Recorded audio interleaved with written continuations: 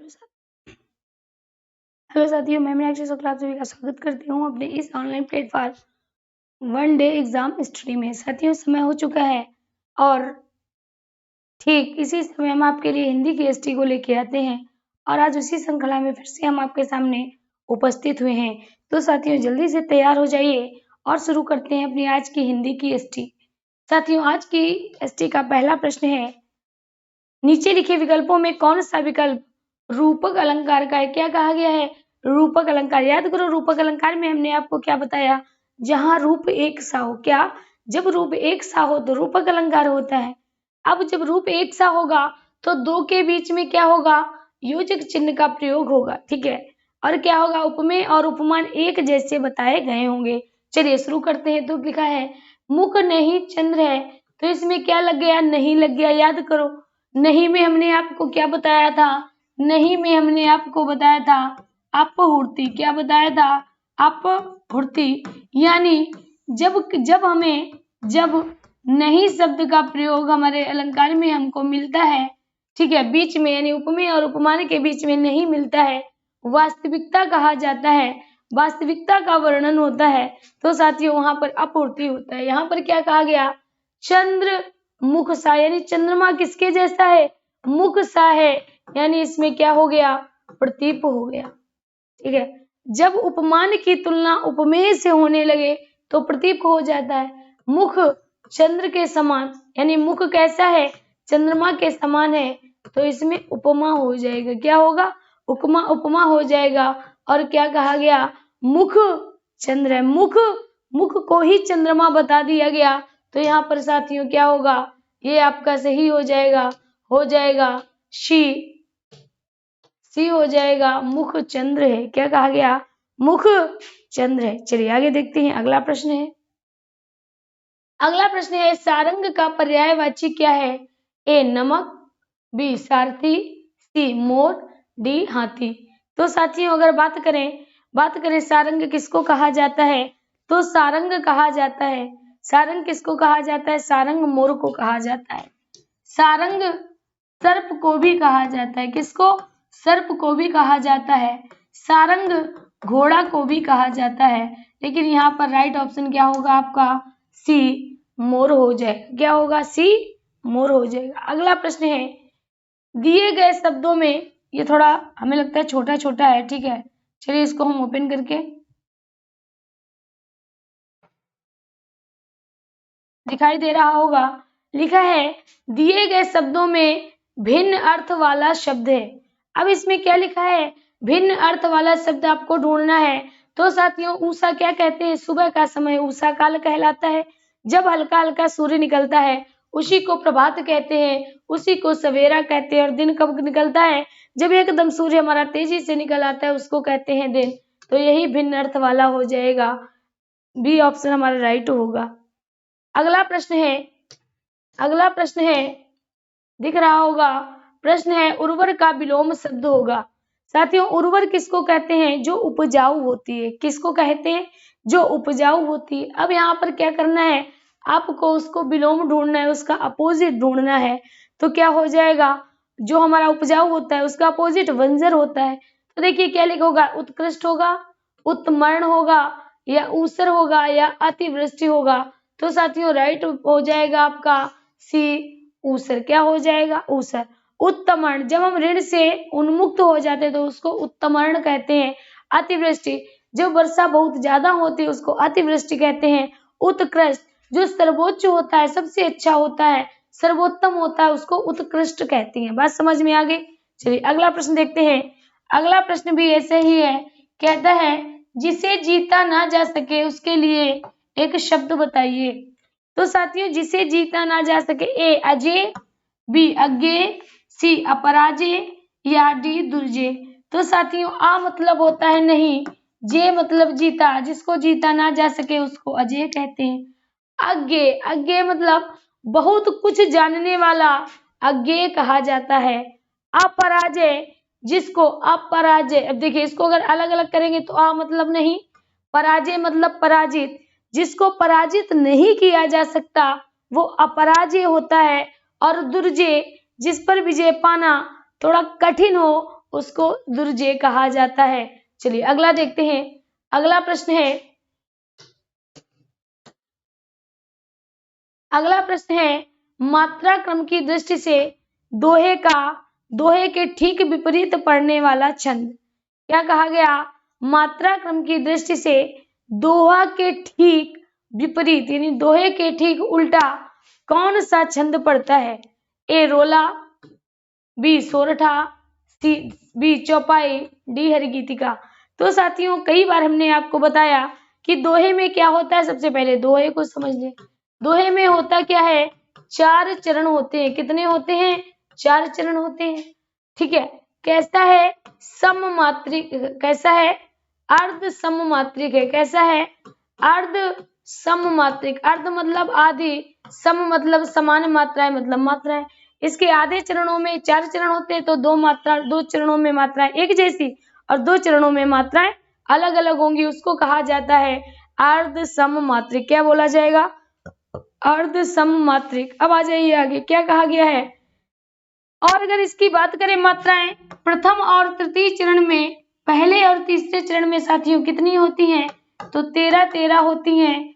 दूसरे और चौथे चरण में 11 होती हैं। ठीक, यहाँ पर देखिए रोला के प्रत्येक चरण में 24 मात्राएं सममात्रिक होता है। सोरठा के पहले और तीसरे चरण में 11, दूसरे और चौथे चरण में 13 मात्राएं होती हैं। तो बोलिए, अब देखिए चौपाई के प्रत्येक चरण में 16 मात्राएं होती हैं और हरिगीतिका की बात करें तो प्रत्येक चरण में 28 मात्रा होती है। तो साथियों उल्टा क्या हो जाएगा? रोला सममात्रिक, चौपाई सममात्रिक, हरिगीतिका सममात्रिक। तो राइट ऑप्शन क्या होगा? सोरठा हो जाएगा। राइट ऑप्शन सोरठा हो जाएगा। अगला प्रश्न है हिंदी साहित्य के आधुनिक काल को किस नाम से अभिहित किया जाता है? किस नाम से पुकारा जाता है या किस नाम से चिन्हित किया जाता है? ए जीवनी। क्या इस काल में जीवनियां अधिक लिखी गई या इस काल में सिर्फ पद लिखे गए, इस काल में संस्मरण लिखे गए या इस काल में गद्य लिखे गए? तो साथियों इस काल को गद्य काल कहा जाता है।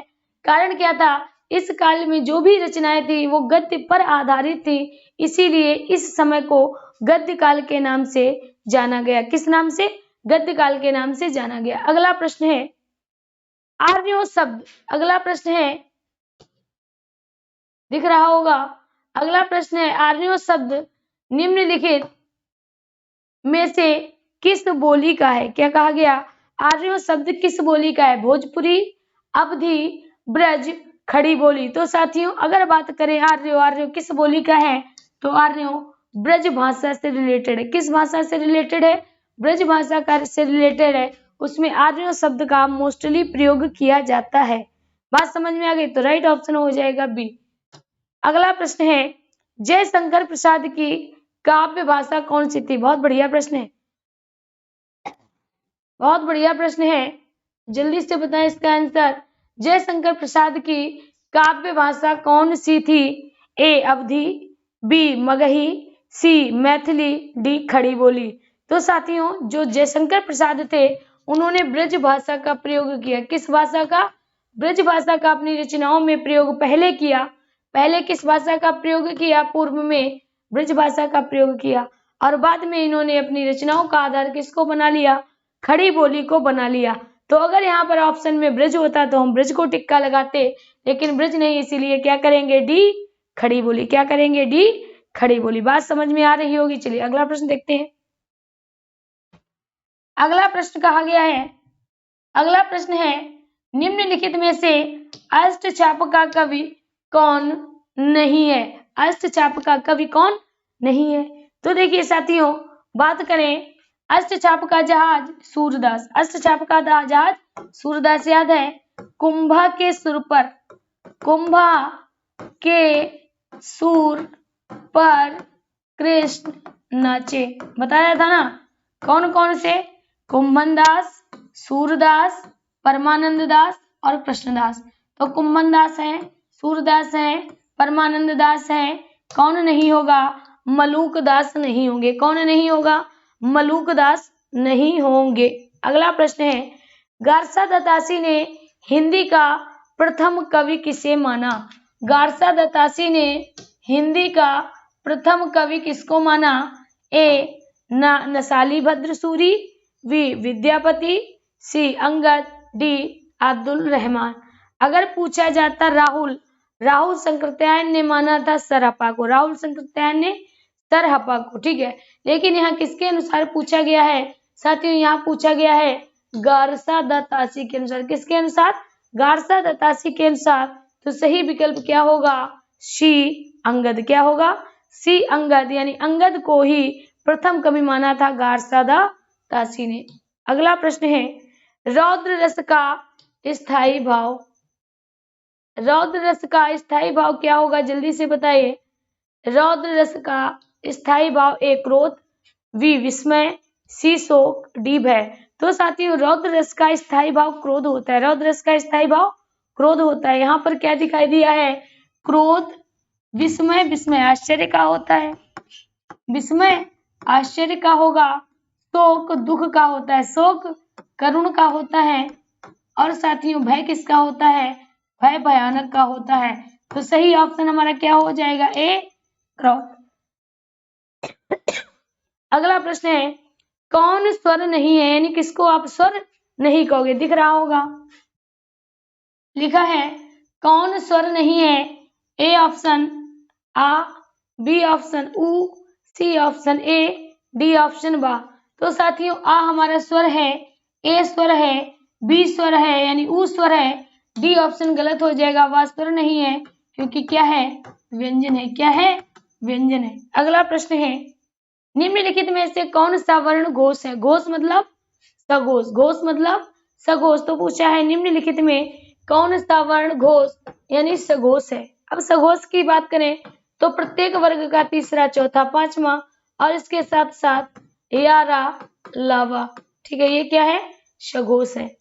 अब देखिए यहाँ पर क्या लिखा है? पा पहला वर्ण है अर्थात नहीं है, ता पहला वर्ण है नहीं है, पा फा दूसरा वर्ण नहीं है, ता था दा यही हमारा सघोष हो जाएगा।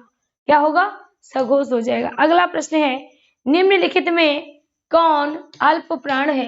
निम्न में कौन अल्प प्राण वर्ण है? जल्दी से बताएं कौन अल्प प्राण वर्ण है? ए आ, बी कागा, सी थाधा, बी भाभा।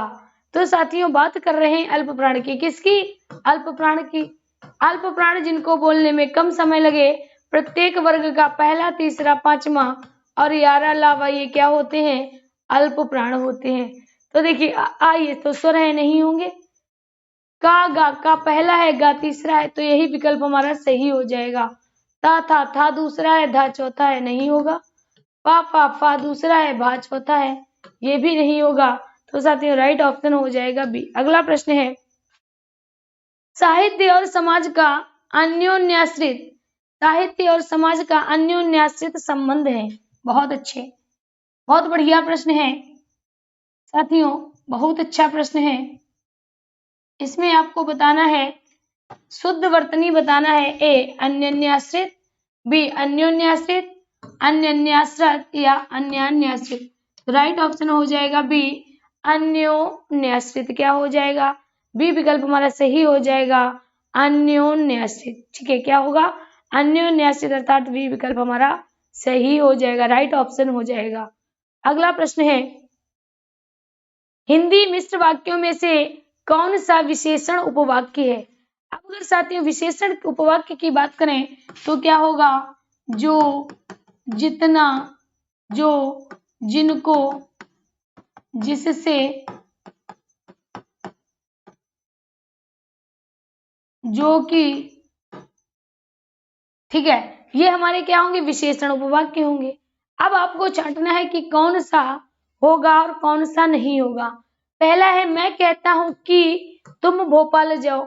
अगर कहीं की से जुड़ा है तो याद रखना क्या हो जाएगा? संज्ञा उपवाक्य हो जाएगा। ठीक है। अगला है लखनऊ जो उत्तर प्रदेश की राजधानी है, एक ऐतिहासिक नगर है। क्या है? एक ऐतिहासिक नगर है। तो साथियों जो है, जो हमारा क्या हो जाएगा? विशेषण हो जाएगा। लिखाया है जो, जिनको, जिससे, जो कि, ये क्या आते हैं? ये हमारे विशेषण में आते हैं। किसमें आते हैं? विशेषण में आते हैं। अगला आ जाइए, जब मैं स्टेशन पहुंचा, देखिए यहाँ से जब और बाद में क्या लिखा है, तब। तो जब, तब, जो की, तो की, जैसे, वैसे, ये किसमें आ जाएंगे, ये आ जाएंगे साथियों क्रिया विशेषण। किसमें आ जाएंगे, क्रिया विशेषण में, क्रिया विशेषण में आ जाएंगे। मैं चाहता हूं कि, तो किसमें आएगा, संज्ञा में आएगा। किसमें आएगा, संज्ञा में आएगा। बात समझ में आ गई है। इनको आप किसी कॉपी में नोट कर लिया करें, ये आपके लिए बहुत ही ज्यादा उत्तम रहेगा। चलिए अगला प्रश्न देखते हैं, क्या लिखा है।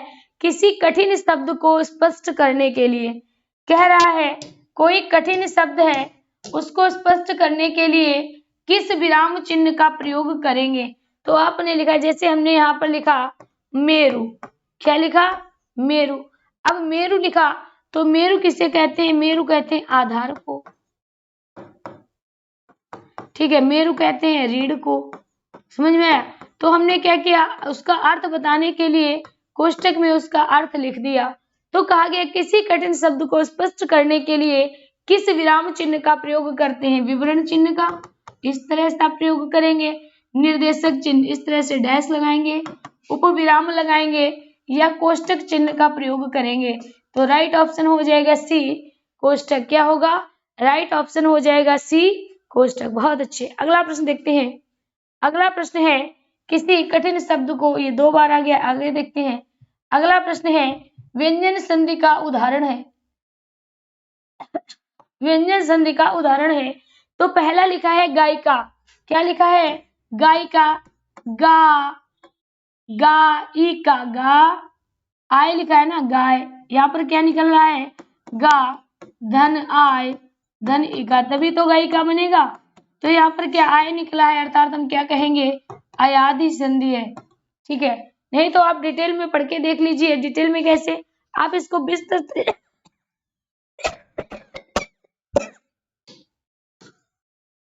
ऐसे लिख लीजिए। गा हो गया, या धन, ई धन, का धन। अब देखिए यहाँ पर क्या निकला, आय। और अगर आय कहीं पर निकल रहा है, इसका मतलब ऐ से जुड़ा है, यानी गए धन इका हो जाएगा। गए यहाँ पर है, जहां पर आय है उसको ऐ में बदल दो। किस में बदलना है, ऐ में बदलना है, बाकी इसको ऐसे ही लिख दो। लिखा है नवागत, बड़ा आ आया है, तो ये कौन सी संधि हो जाएगी, ये तो होगी अयादि संधि। नवागत, बड़ा आया है, दीर्घ संधि हो जाएगी। नौ धन आगत, भानुदय, भानु धन उदय, क्या हो जाएगा, भानु धन उदय हो जाएगा, अर्थात ये भी हमारी स्वर होगी। अब आया बी हमारा क्या लिखा है, उद्योग, उद्योग का संधि विच्छेद होगा। उत धन योग, पहला रूल लगेगा, उत धन योग, ये ता लिखा है, ये हलंत लगा है, उत धन योग। जब वर्गों के प्रथम वर्ण का मेल यारा लावा के साथ होता है, जब वर्गों के प्रथम वर्ण का मेल यारा लावा के साथ होता है, किसी स्वर के साथ होता है, तीसरे चौथे वर्ण के साथ होता है, तो ये अपने से तृतीय वर्ण में बदल जाता है। ठीक है, तो इसीलिए उद्योग हो जाएगा। अगला प्रश्न है, स्वर संधि का उदाहरण, क्या कहता है, स्वर संधि का उदाहरण है, जल्दी से पकड़ो स्वर संधि का। तो भैया इसमें डबल ला है, व्यंजन हो जाएगा, डबल जा है, व्यंजन हो जाएगा, अंक की मात्रा है, व्यंजन हो जाएगा, भावुक हो जाएगा हमारा स्वर संधि। भावुक क्या होगा, स्वर संधि कैसे है, देखिए लिखियो, भा, धन आ, धन बा, धन उ, धन का, धन आ, वर्ण विस्तार ऐसे ही किया जाएगा। अब क्या आ रहा है, आव आ रहा है, क्या आ रहा है, आव आ रहा है, आव का मतलब अ होगा, इसका संधि विच्छेद क्या होगा साथियों, भाव धन उक हो जाएगा। कौन सी संधि होगी, अयादि हो जाएगी, कौन सी, अयादि हो जाएगी। चलिए आगे देखते हैं। अगला प्रश्न है, संकलन का सही संधि विच्छेद होगा, पूछा है संकलन का सही संधि विच्छेद क्या होगा। अब आप देख रहे होंगे क्या लगा है भैया, अनुस्वार लगा है। अनुस्वार कहीं पर लगा मिल जाए उसको नीचे उतार के लाओ, क्योंकि वह माँ है, क्या है, माँ है। तो यहाँ पर क्या हो जाएगा, सम हो जाएगा, क्या होगा, यहाँ तक तो साथियों सम हो जाएगा, गलत लगा, यहाँ पे लगना चाहिए, तो यहाँ पे सम हो जाएगा, बचेगा कलन। तो साथियों क्या हो जाएगा, सी विकल्प हमारा राइट हो जाएगा, शम धन कलन। देखिए सम धन अंकल नहीं होगा, शंख धन लन नहीं होगा, अर्थ नहीं होगा ना, आकलन सन हो जाएगा लेकिन ना नहीं होगा क्योंकि ना का अंतिम वर्ण आ रहा है। अगला प्रश्न है पंचवटी में कौन सा समास होगा। बहुत बढ़िया प्रश्न है, इसमें अक्सर लोग कंफ्यूज हो जाते हैं। क्या लिखा है पंचवटी, क्या लिखा है पंचवटी। पंच मतलब 5 और वटी मतलब वृक्ष, ठीक है। तो साथियों अगर किसी में संख्या पहले आए तो क्या होना होगा, द्विगु होगा, बिल्कुल होगा। लेकिन आपने पंचवटी एक स्थान का नाम सुना होगा, पंचवटी एक स्थान का नाम सुना होगा जहां पर सीता मैया रखी गई थी या जहां पर सीता मैया रही थी। तो साथियों वो स्थान कौन सा था, पंचवटी था। क्या था, पंचवटी था। तो पंचवटी जब कहा जाए तो उसका मतलब कोई एक विशेष स्थान, पंचवटी एक ऐसा स्थान जहां पर 5 वृक्ष थे और सीता मैया जहां पर निवास किए थी। तो वहां पर क्या आ जाएगा साथियों, वहां पर आ जाएगा हमारा बहुब्रीहि। क्या होगा, बहुब्रीहि। तो सबसे पहले हमें टिक किस पे मारना होगा, बहुब्रीहि पे मारना होगा। अगर बहुब्रीहि और द्विगु दोनों है तो हमें टिक किसको मारना होगा, बहुब्रीहि को मारना होगा। अगर बहुब्रीहि ऑप्शन में नहीं है, अगर बहुब्रीहि ऑप्शन में नहीं है तो हम टिक किसको मारेंगे, द्विगु को मारेंगे। चलिए देखते हैं। कर्मधारय में विशेषण विशेष, द्विगु में संख्यावाचक, अव्यय में अव्यय या उपसर्ग, तत्पुरुष में विभक्तियों का लोप। तो इसमें बहुब्रीहि आया नहीं, इसीलिए हम क्या करेंगे, बी ऑप्शन राइट कर देंगे, द्विगु। बी ऑप्शन राइट हो जाएगा द्विगु, ठीक है। बढ़िया बात है, बहुत अच्छी, वेरी गुड। ऐसे ही अभ्यास करते रहे। चलिए आगे की तरफ चलते हैं और देखते हैं अगला प्रश्न। अगला प्रश्न है भर पेट में समास होगा। क्या लिखा है, भर पेट में समास होगा। तो साथियों पहले लिखा है भर और दूसरा पेट, तो भर हमारा क्या है ये हमें पता करना है। भर क्या है, दिख रहा है, ये फाइल रुला लिए है, दिख रहा होगा भरपेट। तो साथियों यहाँ पर लिखा है भरपेट, भर मतलब भर कर, पेट भर कर। जब पेट हमारा भर गया तो उसको हमने क्या कहा, भरपेट का। अब आप बताइए क्या इसमें बहुब्रीहि अन्य पद आया, नहीं आया। विशेषण विशेष से आया, नहीं आया। साथियों संख्या है, नहीं है। क्या हो जाएगा, ए ऑप्शन हो जाएगा अव्यय, क्योंकि भर हमारा क्या है, भर हमारा अव्यय है। भर क्या है, अव्यय नहीं उपसर्ग है। क्या है साथियों, उपसर्ग है। क्या है, उपसर्ग है। तो भर हमारा क्या है, उपसर्ग है।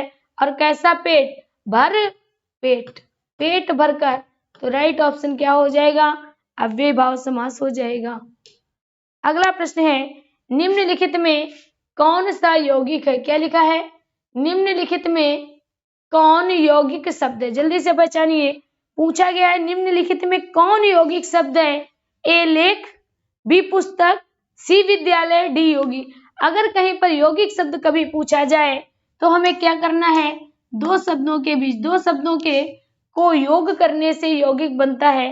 लेख में दो शब्द नहीं है, पुस्तक में भी दो शब्द नहीं है। साथियों विद्यालय क्या दिख रहा है, विद्यालय अर्थात विद्याधन आलय, विद्यालय। योगी भी नहीं होगा, रूढ़ होगा। तो ऑप्शन सी हमारा सही हो जाएगा, विद्यालय। क्या होगा, ऑप्शन सी सही हो जाएगा, विद्यालय। बहुत अच्छे।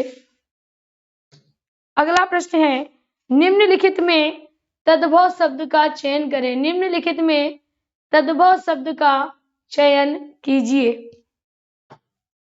ए ऑप्शन है श्रावण। श्रावण किसको कहते हैं, सावन को, यानी ये हमारा तत्सम है। कैसा है, तत्सम है। शिक्षा ये भी तत्सम है और इसका तद्भव क्या होगा, तद्भव होगा सीख, ठीक है। इसका होगा सावन। ये लिखा है सावन, ये भैया क्या है, यही तो हमारा तद्भव है।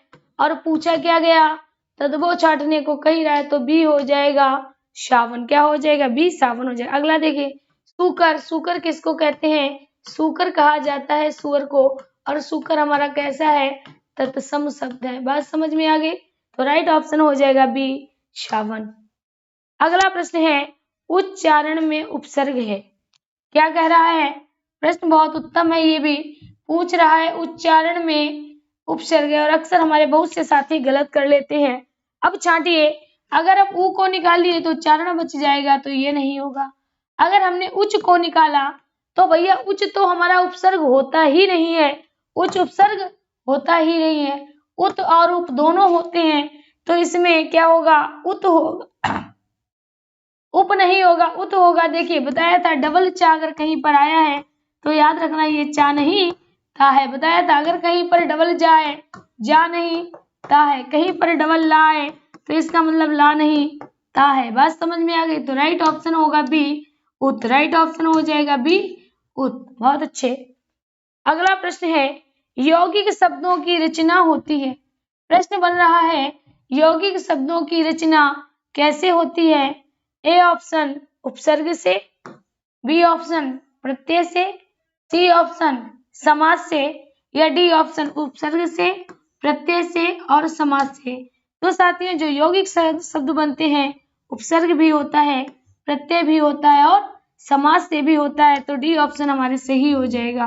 कैसे देखना, जैसे लिखा है साथियों, लिखा है लेख, लेख में हमने अक लगा दिया, लेखक बन गया। प्रत्यय देखो साथियों, खेल था, खेल में हमने औना लगा दिया, खिलौना बन गया। क्या बन गया? खिलौना बन गया। अब समास की बात करें, नील था, हमने इसमें कंठ जोड़ दिया, नील कंठ बन गया। बात समझ में आ गई होगी। तो साथियों इस तरह से शब्द निर्माण होते हैं। अगला प्रश्न है घुमंतु शब्द में प्रयुक्त प्रत्यय। घुमंतु शब्द में प्रयुक्त प्रत्यय क्या है? ए घुम, बी तू, सी अंत, डी अंतु। अगर साथियों प्रयुक्त प्रत्यय पूछा गया है तो प्रत्यय हमेशा कहाँ आएगा? प्रत्यय हमेशा पीछे आएगा। प्रत्यय कहाँ आते हैं? पीछे आते हैं। अब देखते हैं कहाँ पर, तो यहाँ पर साथियों पीछे क्या है? यही वाला तो है। घुम तो आगे है, नहीं होगा। ठीक है, तू अगर हम निकालेंगे तो घुमन बच जाएगा, ये भी नहीं होगा। अंत अगर हम निकालेंगे, अगर हम अंत निकाल लेंगे तो ऊ बचेगा, तो घूमू हो जाएगा, ये नहीं होगा। तो राइट ऑप्शन क्या होगा? अंतु होगा, क्योंकि घूम धन अंतु क्या बन जाएगा? घुमंतु बन जाएगा। क्या होगा? घूम धन अंतु, घुमंतु हो जाएगा। डी विकल्प हमारा सही होगा, डी विकल्प सही हो जाएगा। अगला प्रश्न है, प्रश्न है आदर शब्द से विशेषण बनेगा। अब देखिए क्या कहा गया है? आदर शब्द से कहा गया है, तो आदर से बनाइए। आदर से कौन सा बनेगा?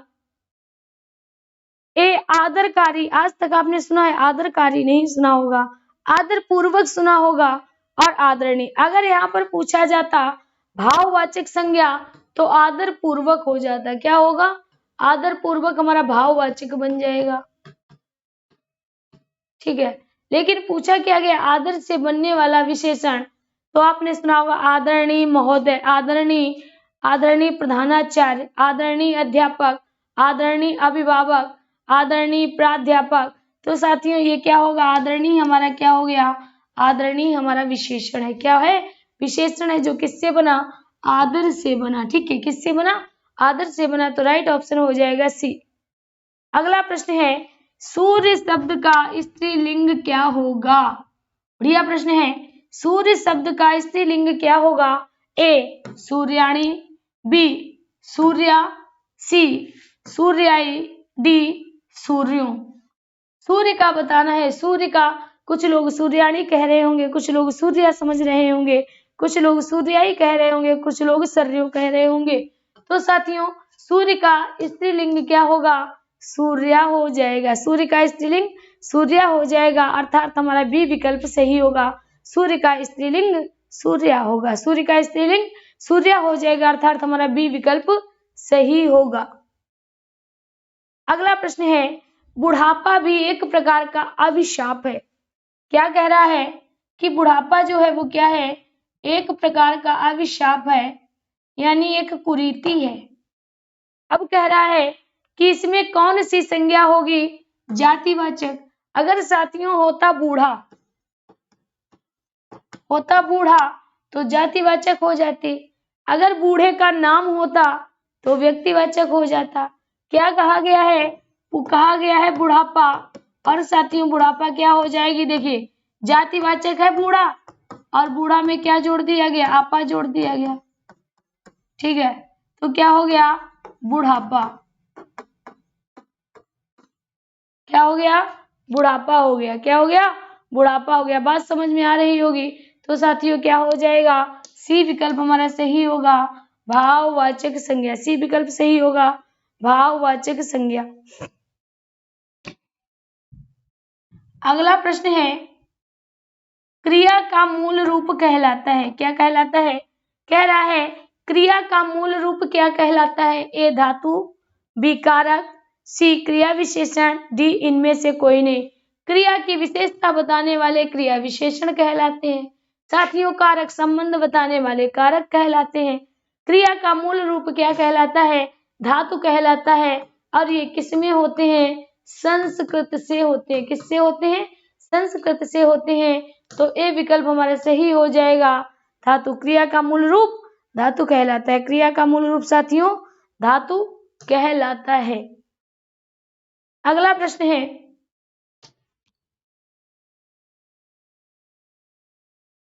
है, कौन सा शब्द क्रिया विशेषण है, कौन सा शब्द क्रिया विशेषण है, यानी क्रिया की विशेषता बताएगा। अब आप कोई भी क्रिया चुन लीजिए, जैसे हमने देख लिया, हमने ले लिया लिखना, क्या ले लिया, लिखता है, ठीक है, हमने क्या लिया, लिखता है। एक सेकेंड,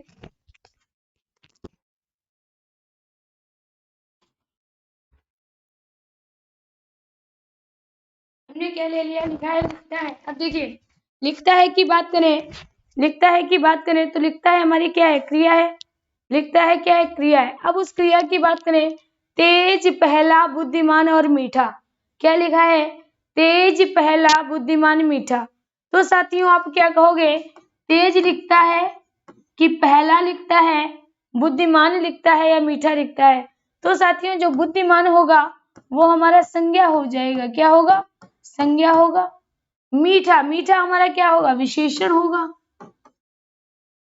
पहला क्या होगा, विशेषण होगा। तो इसमें सही विकल्प हमारा क्या हो जाएगा, राइट विकल्प होगा ए, तेज। राइट विकल्प क्या होगा, ए, तेज। यानी कौन सा शब्द क्रिया विशेषण है, तो ऑप्शन ए हो जाएगा, तेज। क्रिया विशेषण, तेज लिखता है, तेज दौड़ता है, तेज चलता है, तेज गाता है। तो तेज हमारा क्या होगा, क्रिया विशेषण होगा। जो क्रिया की विशेषता बताएं उनको क्रिया विशेषण कहते हैं। जो क्रिया की विशेषता बताए उसको हम क्रिया विशेषण कहते हैं।